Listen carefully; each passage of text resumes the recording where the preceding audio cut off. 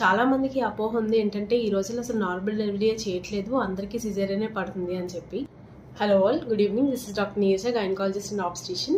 Today's topic of discussion is regarding cesarean section. Normal delivery చేయట్లేదు, అందరికీ సిజేరియనే పడుతుంది అని చెప్పి అసలు దీని వెనుకున్న కారణాలను కొంచెం చూద్దాము.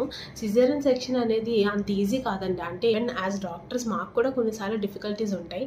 కానీ ఓన్లీ థింగ్ ఏంటంటే ఒకవేళ నార్మల్ డెలివరీ చేయలేని పరిస్థితుల్లో డెఫినెట్గా we have to go for caesarean section. Normal delivery కోసమే ప్రతి ఆబ్స్టిషన్ ట్రై చేస్తారు. కానీ కొన్ని సిచ్యువేషన్స్ ఉంటాయి in which will not be able to proceed normally అనమాట. అంటే కొన్నిసార్లు బేబీకి అసలు గుండె చప్పుడు అనేది కరెక్ట్గా ఉండకపోవడము, ఆర్ బేబీ ఆల్రెడీ డిస్ట్రెస్లోకి వెళ్ళిపోవడం, అంటే ఒకవేళ మోషన్ పాస్ చేసినా లేకపోతే మదర్కి ఫీవర్ ఉన్నా ఇలాంటి కొన్ని సిచ్యువేషన్స్లో, అండ్ ఆల్సో పేగు చుట్టుకొని ఉన్నా అలాంటివి. అండ్ మదర్ సైడ్కి వచ్చేస్తే ఒకవేళ మాయ బాగా లో లయింగ్ ఉందనుకోండి, అంటే సచ్ దట్ బేబీస్ హెడ్ అసలు రాలేదు నార్మల్ డెలివరీలో, అలాంటప్పుడు ఆర్ మదర్ యొక్క పెల్విస్ బేబీని అకామిడేట్ చేయలేదు, దాన్ని సిపిడి అన్నాం.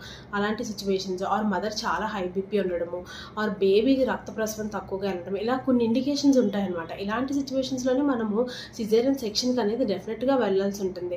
అదే కానీ ఒకవేళ నార్మల్ డెలివరీ మనం చేయడానికి స్టార్ట్ చేసినప్పటికి కూడా కొన్నిసార్లు బేబీ హార్ట్ బీట్ డ్రాప్ అవ్వచ్చు. అది చాలా వేరియస్ నెంబర్ ఆఫ్ కారణాల వల్ల అవ్వచ్చు. అండ్ ఆల్సో కొంతసార్లు అసలు డైలటేషన్ అనేది జరగదు, అంటే గర్భసంచి యొక్క ద్వారం అస్సలు ఓపెన్ అవ్వదు అనమాట.